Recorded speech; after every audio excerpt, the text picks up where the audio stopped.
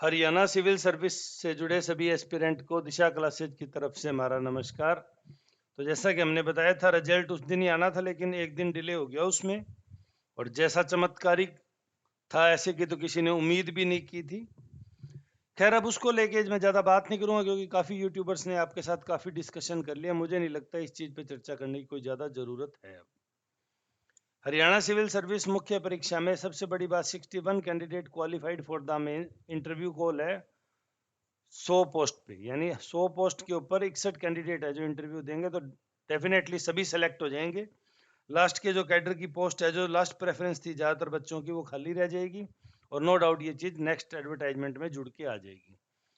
तो ज़्यादा वर्ग तो जो डिस्क्वालीफाइड हुआ था वो यही चाहेगा कि ये बढ़िया, ये 39 जो बची हैं भर्तियाँ, ये अगली में जुड़ के वो वापस 100 के करीब की वैकेंसी आ जाए। खैर, चाहने ना चाहने से इसमें कुछ नहीं होता। पहली जो बात, जो बच्चे मुझसे व्हाट्सएप ग्रुप जो हमने 8302800006 पे बना रखा है, उसमें पूछ रहे हैं क्या रिजल्ट रिवाइज होगा। तो देखिए, मैं यहाँ आपको दो चीज क्लियर कर दूं इसमें। पहली चीज, रिजल्ट मुख्य परीक्षा के रिवाइज होने के बेहद बिरले चांस है, लेकिन शून्य केसेज नहीं है, बिरले केसेज है।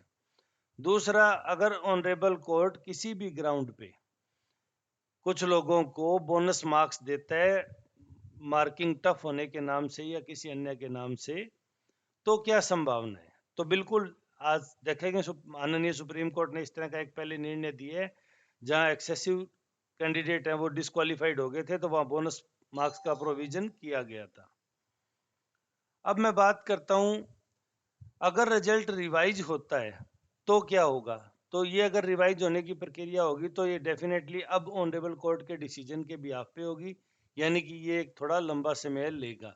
लेकिन जहां तक एचपीएससी का इस मामले में दिख रहा है, क्योंकि 12-13 के एग्जाम को उन्होंने लगभग 50 दिनों में रिजल्ट निकाल दिया, तो वो रिमेनिंग 61 के इंटरव्यू है, ये सिर्फ 5 दिन में ही करवा देंगे, 5 से भी कम दिनों में।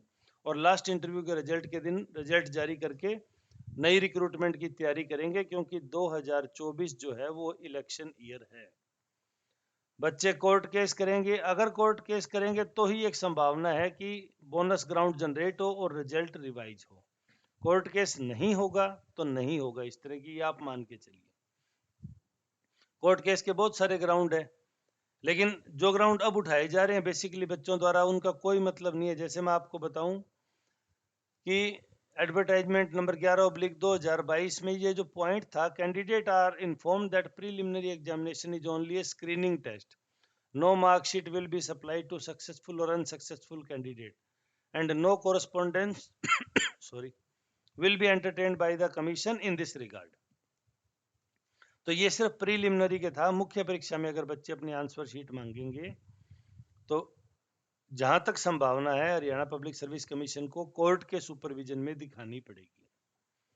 अब सबसे बड़ा सवाल उठता है सॉरी अब सबसे बड़ा सवाल उठता है कि इस तरह का रिजल्ट क्यों रहा होगा। देखिए, सबकी अपनी अपनी इसमें सोचने की क्षमता है, या सोचने का नजरिया है सबका अपना अपना, कि क्या रहा होगा। लेकिन मेरा जहां तक मानना है, preliminary qualified candidate maximum English medium के कैंडिडेट थे। और मेरा यूपीएससी का, आरपीएससी, एचपीएससी, यूपीपीसीएससी का जो अनुभव है, उसमें ये है कि हिंदी मीडियम वाले की तो इंग्लिश बुरी होती ही है, लेकिन वो इतनी इंग्लिश कर लेता है कि वो क्वालिफाइड ले ले। लेकिन इंग्लिश मीडियम वाले की हिंदी बहुत ज़्यादा बुरी होती है, स्पेशली जो थ्रू आउट बचपन से कॉन्वेंट में पढ़े हो, उनकी मात्राओं की गलतियां, सामान्य गलतियां भी उनमें बहुत है।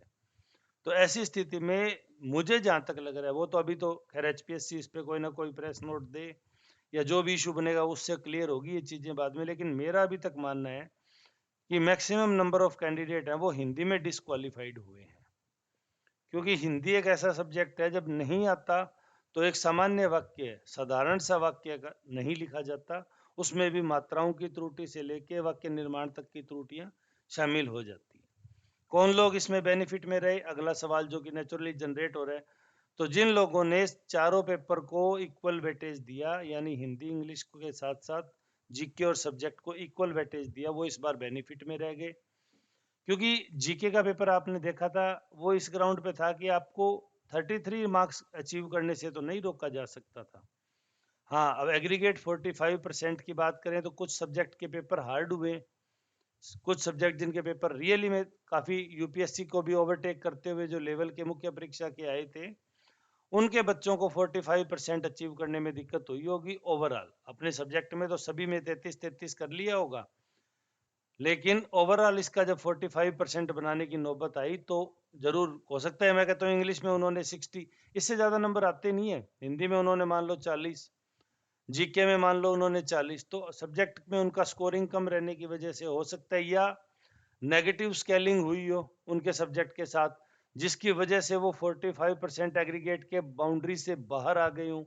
तो ये बहुत सारी संभावनाएं हैं। ये संभावनाएं अंत में देखिए हरियाणा पब्लिक सर्विस कमीशन ही दूर कर सकता है। लेकिन मैं आपको इसमें एक चीज बता दूं, पिछली जो परीक्षा HCS 2021 हुई थी, जो हमारे से बच्चे जुड़े हुए थे, उन्होंने आंसर शीट के लिए काफी पत्राचार वगैरह किया, RTI वगैरह ली।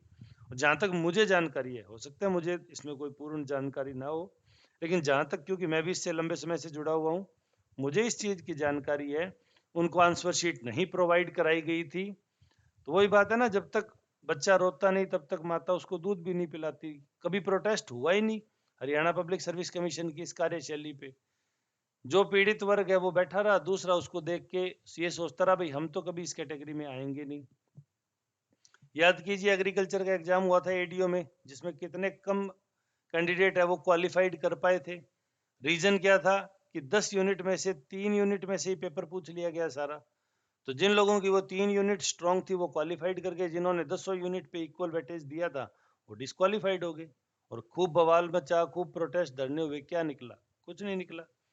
तो एक तो बच्चों का वर्ग वो है जो HPSC को अब कोस रहा है। देखिए इसमें कुछ नहीं पड़ा। हरियाणा पब्लिक सर्विस कमीशन की यह कार्यशैली एक दिन में नहीं बनी है, सभी लोगों ने मिलकर इसमें समान रूप से सहयोग किया है। तो नो डाउट अब अगर वो इस तरीके से काम कर रहे हैं तो आपका नेक्स्ट टारगेट होना चाहिए कि जो HCS 2023 आए, और उस तरह अगर उस टाइम अगर इस तरह का कोई वियर्ड रिजल्ट जनरेट हो तो आप एटलीस्ट उन 61 कैंडिडेट में हो, ताकि इंटरव्यू जस्ट आपके लिए एक फॉर्मेलिटी बच जाए। और मैं कहता हूँ HPSC का जो स्टाइल है, कोई बहुत बड़ी बात नहीं है कि उनका इस तरह का रिजल्ट आ जाए, प्रीलिमिनरी का पेपर एक्सेसिव टफ आ जाए, वहाँ क्वालिफाई ना हो, उसके बाद मेंस में 33 लाना आसान है, लेकिन 45% एग्रीगेट। बच्चे अभी भी ये सोच रहे हैं कि सब्जेक्टिव पेपर उनका बहुत अच्छा हुआ तो वो तो 90% स्कोर करेंगे। 90% पब्लिक सर्विस कमीशन के एग्जामों में नहीं हुआ करता, वो 50 to 60% के आसपास रहते हैं जनरली। लेकिन जब ये कंडीशन हो और 33% क्वालिफाई हो और आपके 2 पेपर में भी 4 में से वीक रह गए, 40% के करीब आगे, तो कई बार आपको 45% का एग्रीगेट अचीव करना बेहद कठिन हो जाता है। और जहां तक मुझे दिखाई दे रहा है इस बार यही हुआ है। पहला, इंग्लिश मीडियम के बच्चे हिंदी में डिसक्वालीफाइड हुए हैं। दूसरा, 33 चारों में सभी के आ चुके हैं। मैं नहीं मानता कोई इतना कमजोर बच्चा होगा। अगर 33 भी आए हैं तो किसी सब्जेक्ट पर्टिकुलर की नेगेटिव स्केलिंग या आपको जो नंबर प्राप्त होने का स्केलिंग क्राइटेरिया था उसकी वजह से आप बाहर हो गए हैं, क्योंकि आप 45 अचीव नहीं कर पाए। समाधान क्या है? पहला समाधान, सब्जेक्ट को हटा दीजिए। जब ये नेगेटिव स्केलिंग का सारा झंझट ही खत्म हो जाएगा, आप सब्जेक्ट को रिमूव कर दीजिए। तीनों पेपर रहेंगे तो नेगेटिव स्केलिंग का मीनिंग खत्म हो जाएगा। उसमें 45% का भी आप अगर रखते हैं तो कोई दिक्कत की बात नहीं। अब कुछ बच्चे इस चीज पे उंगली उठा रहे हैं, सर अब ये 45% कोई जेन्युइन बात है क्या? आज की बात है ये। एडवर्टाइजमेंट नंबर 11/2023 किस्त कब आया था? अगर मैं इस एडवर्टाइजमेंट के इश्यू होने की बात करूं तो ये आया था 16/2/2023 को, यानी 16 फरवरी को जो एडवर्टाइजमेंट आया, आज उसमें आप कमियां देख रहे हैं। तो ये तो बड़ा व्यवहारिक है। जब खुद को नुकसान हो गया तो आप जाग गए, अदरवाइज आप जागे नहीं थे। तो ऐसा कुछ नहीं है। मैं इस तरह के किसी मामले में कोर्ट में अभी तक कोई सहयोगी नहीं हूँ। मेरा इस कोर्ट का तजुर्बा इस मामले में बस लगातार परिणाम नकारात्मक ही जाते हैं, क्योंकि पब्लिक सर्विस कमीशन है वो अपने लॉजिक से, अपने तर्क से ऑनरेबल कोर्ट को सेटिस्फाई कर देती है, अपने तर्क को डिफेंड कर पाते हैं और वो जीत जाते हैं। जनरली हमने देखा भी है, काफ़ी लंबे समय से इस तरह की चीज़ें हम देख रहे हैं। तो आप थोड़ा इसमें ज़्यादा नकारात्मक ना होइए। आप HCS 2023 की फुल जोर शोर से तैयारी शुरू कीजिए। अच्छे व्हाट्सएप ग्रुप जो हैं आपके, आप उनसे जुड़िए, रेगुलर कांटेक्ट में रहिए। और तैयारी कीजिए। तैयारी ही एकमात्र विकल्प है। अब बच्चों के सवाल आ रहे हैं कि एचपीएससी को तो छोड़ ही देना चाहिए।